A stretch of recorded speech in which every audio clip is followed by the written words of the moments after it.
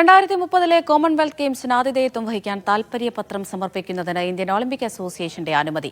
ഇന്ന് ചേർന്ന Olympic association യോഗത്തിലാണ് തീരുമാനം. അഹമ്മദാബാദ് പ്രധാന വേദിയാകുമെന്നാണ് കരുതുന്നത്. ഇതിനൊപ്പം ഭുവനേശ്വറും പരിഗണനയിലുണ്ട്.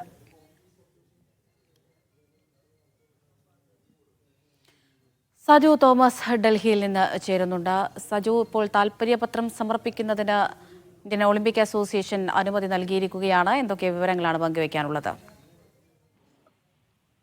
അമൃത, 2030 കോമൺവെൽത്ത് ഗെയിംസിന് ഇന്ത്യ ആതിഥേയത്വം വഹിക്കാൻ വേണ്ടിയാണ് ഇന്ന് ചേർന്ന ഒളിമ്പിക് അസോസിയേഷൻ യോഗത്തിൽ അനുമതി നൽകിയിരിക്കുന്നത്. എന്തായാലും ഈ മാസം 31 മുൻപായിട്ട് ഇതിന് വേണമെന്നുള്ള എല്ലാ രേഖകളും ഹാജരാക്കാൻ വേണ്ടിയാണ് നിർദ്ദേശം നൽകിയിരിക്കുന്നത്. നമുക്കറിയാം, പ്രധാനമന്ത്രി പല വേദികളിൽ പറഞ്ഞതാണ് 2036 ഒളിമ്പിക്സ് ഇന്ത്യയിൽ നടത്താൻ വേണ്ടി ആഗ്രഹിക്കുക എന്നുള്ളത്. അപ്പോൾ അതിന് മുന്നോടിയായിട്ട് ചില അന്തർദേശീയ ഗെയിമുകൾ ഇന്ത്യയിൽ നടത്തേണ്ടതായിട്ടുണ്ട്. ആ ഒരു ചരിത്രം ഇന്ത്യക്ക് മുൻപോട്ട് അല്ലെങ്കിൽ ലോകത്തിന് മുൻപിൽ വെക്കേണ്ടതായിട്ടുണ്ട്. അതിന് മുന്നോടിയായിട്ടാണ് ഇപ്പോൾ ഇതിനു വേണ്ടി ഇപ്പോൾ ഇന്ത്യ ശ്രമിച്ചുകൊണ്ടിരിക്കുന്നത്. അത്തരത്തിൽ 2030 ഇന്ത്യയിൽ നടക്കാൻ പോകുന്ന കോമൺവെൽത്ത് ഗെയിംസിനുള്ള ഇന്ത്യയുടെ താല്പര്യം അറിയിച്ചുകൊണ്ടുള്ള മീറ്റിംഗ് ആണ്, ഇന്നത്തെ ജനറൽ ബോഡി മീറ്റിംഗ് ആണ് ഐഒയുടെ നേതൃത്വത്തിൽ ചേർന്നത്. ആ ഐഒയുടെ യോഗത്തിലാണ് ഇത്തരം ഒരു തീരുമാനം എടുത്തിരിക്കുന്നത്. ഉടൻ തന്നെ ഈ തീരുമാനം അന്താരാഷ്ട്ര വേദികളെ അറിയിക്കുമെന്നാണ് മനസ്സിലാക്കുന്നത്. ഒപ്പം തന്നെ ഈ 2030 കോമൺവെൽത്ത് ഗെയിംസിന് പ്രധാന വേദിയാകുന്നത് ഗുജറാത്തിലെ അഹമ്മദാബാദ് ആണ്.